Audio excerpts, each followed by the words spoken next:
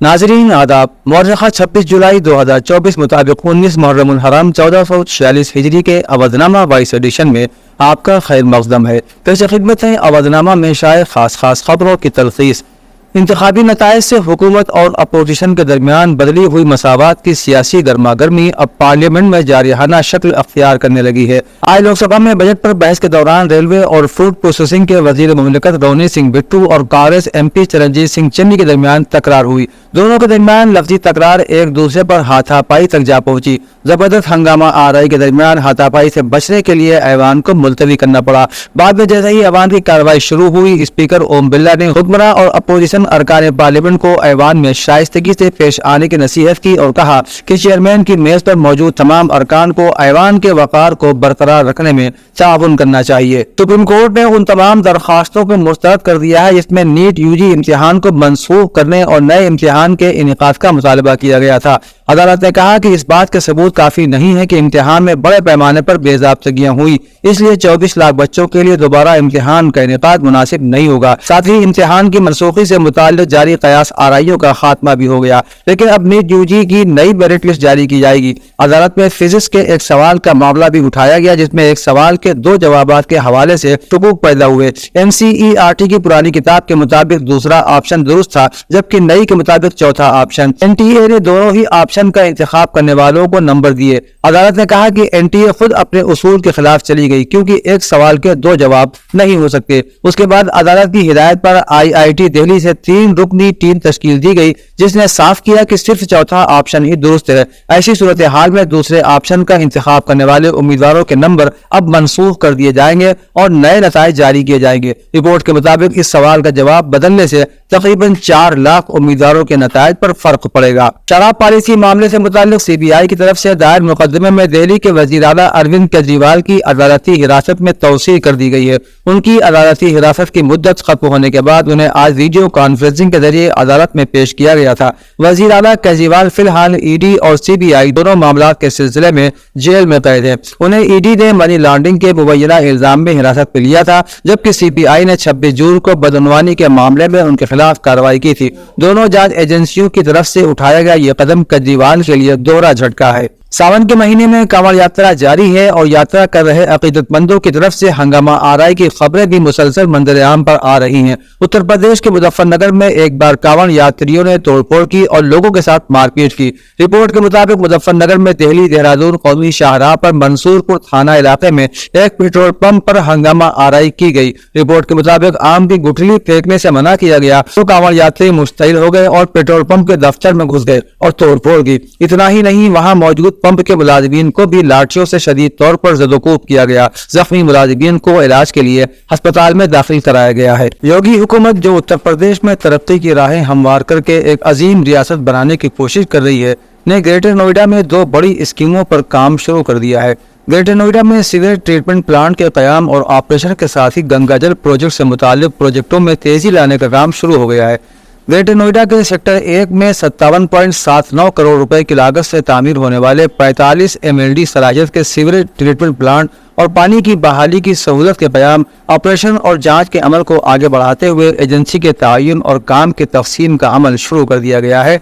इसी तरह 85 क्यूसिक गुंजाइश वाले गंगाजल प्रोजेक्ट के तहत 3 जोनल आबी ज़खायर में इलेक्ट्रिकल, मैकेनिकल और दीगर सिविल कामों की जल्द अज जल्द तकमील के लिए एजेंसी के तयन और काम की तकसीम का अमल सरकारी सतह पर शुरू कर दिया गया है। ड्यूटी में गफलत के वाकयात पर डिप्टी CM ब्रजेश पाठक ने कई डॉक्टरों के खिलाफ कार्रवाई करने की हिदायत जारी की। नायब वज़ीर आला ब्रजेश पाठक ने नए अस्पतालों के लिए नए ओहदों और आलात के क़याम के लिए माली मंजूरी भी दी। इस हवाले से हिदायत भी जारी कर दी गई हैं। महकमा सेहत को मुसलसल अपग्रेड किया जा रहा है। नए बनने वाले अस्पतालों में नई आसामियों पर भर्तियां भी की जा रही हैं, नए आलात भी लगाए जा रहे हैं। डिप्टी CM ब्रजेश पाठक ने कहा कि आम लोगों को आलमी मेयार की सेहत की खिदमत फराहम करना हुकूमत की अव्वलीन तरजीह है। नई दिल्ली वाक़ बैनुल-अक़वामी शोहरत याफ्ता इदारे इंडिया इस्लामिक कल्चरल सेंटर की मजलिस आमिला के इंतखाबात की गहमा-गहमी इस वक्त अपनी उरूज पर है। वाज़ेह है कि सदर, नायब सदर, मेंबरान बोर्ड ऑफ ट्रस्टीज और मेंबरान मजलिस आमिला के ओहदों के लिए 11 अगस्त को इलेक्शन होगा। सदर के ओहदे के लिए साबिक मरकजी वजीर सलमान खुर्शीद, मारूफ surgeon doctor Abdul Majid, retired bureaucrat Afzal Amanullah, मुमताज सनअतकार आसिफ हबीब, साबिक IRS अफसर अब्रार अहमद समेत 7 उम्मीदवार मैदान में हैं। افضل اماناللہ نے آج لکھنؤ میں کہا کہ ہمارا مقصد انڈیا اسلامک کلچرل سینٹر کو ایک بہترین شکل دے کر اسے بین الاقوامی معیار کا ادارہ بنانا ہے تاکہ ملک سے باہر کے افراد بھی ہندوستان کی اسلامی تاریخ و ثقافت نیز ملک کی گنگا جمنی تہذیب سے آگاہ ہو سکے۔ ایرا یونیورسٹی کی faculty of allied health sciences اور شعبہ امراض قلب کی طرف سے 25 جولائی 2024 کو یونیورسٹی کیمپس میں طلباء اور فیکلٹی ممبران کے لیے ایک گیسٹ لیکچر کا اہتمام کیا گیا۔ مہمان مقرر رائٹ اسٹیٹ یونیورسٹی اوہایو امریکہ ڈاکٹر عبدالواسع اور ڈاکٹر واسی شریک ہوئے۔ لیکچر میں ایرا یونیورسٹی کے اعزازی وائس چانسلر پروفیسر ڈاکٹر عباس علی مہدی، پروفیسر ڈاکٹر ریاض مہدی، پروفیسر ڈاکٹر جمال مسعود، پروفیسر ڈاکٹر ایم فریدی بالخصوص موجود رہے۔ ساتھ he had of cardiology department اور دیگر اساتذہ بھی موجود رہے۔ پروگرام کی نظامت ڈاکٹر زیبا صدیقی نے کی۔ عزیز نگر محب اللہ پور لکھنؤ میں واقع مدرسہ دار ارقم للبنات میں بخاری شریف کے افتتاح کی تقریب منعقد ہوئی، جس میں دارالعلوم ندوۃ العلماء کے استاد حدیث و فقہ مولانا نیاز احمد ندوی و مولانا سلیم اللہ رضوی نے شرکت کی۔ مدرسے کے مینیجر مولانا ڈاکٹر جمال الحق ندوی نے ابتدائی کلمات ادا کرتے ہوئے تقریب کا مقصد اور اس کا تعارف پیش کیا۔ مولانا نیاز ندوی نے امام بخاری کی زندگی پر روشنی ڈالتے ہوئے تمام طالبات کو علوم نبوت کو علم کے ساتھ عمل کرنے کی تلقین کرتے ہوئے سنتوں کے مطابق اپنی زندگی گزارنے کی تاکید کی۔ اس موقع پر مدرسے کے تمام اساتذہ و شعبہ عالمیت کی تمام طالبات اور سرپرست بالخصوص موجود رہے۔ نومبر میں ہونے والے امریکی صدارتی انتخابات سے اپنی دستبرداری کے اعلان کے بعد امریکی عوام سے پہلی مرتبہ خطاب کرتے ہوئے صدر جو بائیڈن نے کہا کہ قیادت کی مشعل نوجوان آوازوں تک منتقل کرنے کا وقت آ گیا ہے۔ انہوں نے کہا کہ وہ اپنی پارٹی اور اپنے ملک کو متحد کرنے کے لیے آئندہ صدارتی انتخابات سے دستبردار ہو گئے ہیں۔ خطاب کے دوران جو بائیڈن نے کہا کہ وہ صدارت کی باقی 6 ماہ کی مدت میں اپنی ذمہ داریاں ادا کرنے پر توجہ مرکوز رکھیں گے۔ ان کی صدارت کی مدت 20 جنوری 2025 تک مکمل ہوگی۔ غزہ میں واقع فلسطینی حکومت کے پریس آفس کی جانب سے جاری ہونے والے بیان میں کہا گیا ہے کہ غاصب صہیونی فوج نے غزہ شہر میں شیخ رضوان پر شیلنگ کی، جس میں خواتین اور بچوں سمیت 4 فلسطینی شہید ہو گئے۔ اسرائیلی لڑاکا طیاروں نے غزہ کے البریج کیمپ پر ایک بار پھر بمباری کی، جہاں جانی نقصان کا خدشہ ہے۔ اس سے پہلے موصولہ خبروں میں بتایا گیا تھا کہ گزشتہ 48 گھنٹوں کے دوران مشرقی خان یونس پر صہیونی فوج کے حملوں میں 129 فلسطینی شہید اور 100 سے زیادہ زخمی ہوئے ہیں۔ تائیوان کے جنوبی ساحل پر ایک مال بردار جہاز ڈوب گیا، جس میں لائف جیکٹس میں ملبوس میانمار کے 9 ملاح جہاز سے اترنے کے بعد لاپتہ ہو گئے۔ خبر رساں ادارے AFP کی رپورٹ کے مطابق تائیوان کی نیشنل فائر ایجنسی کے سربراہ شاؤ ہوانگ چھاؤ نے ایک بریفنگ میں بتایا کہ طوفان گیمی کے تناظر میں موسم نے ریسکیو اہلکاروں کو ملاحوں تک پہنچنے سے روک دیا ہے۔ ان کا کہنا تھا کہ ملاح سمندر میں گرے اور وہیں تیر رہے تھے۔